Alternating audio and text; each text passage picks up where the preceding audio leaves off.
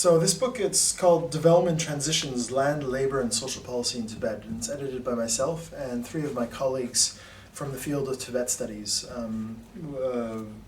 Ken Bauer, Jeff Childs, and Sienna Craig.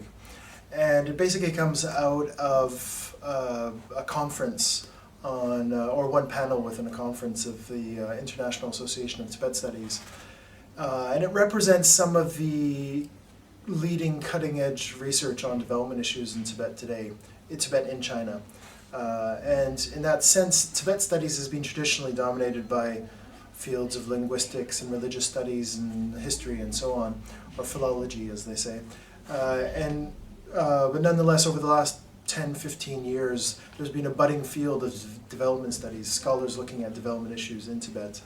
And the book came out this year, represents some of what I would say the most contemporary, up-to-date research on these types of issues across a whole range of topics: entrepreneurial transitions, education reforms, attitudes towards health, and the transition from traditional to modern forms of health practice, for instance.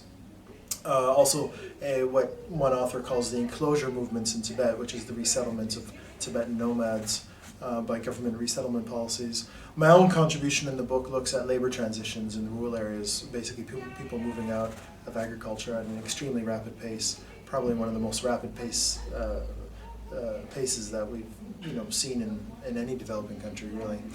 And the consequences of that and the type of disempowered development that's occurring in Tibet today. If you're interested in Tibet or in development issues more broadly, it's definitely, I think, a worthwhile read.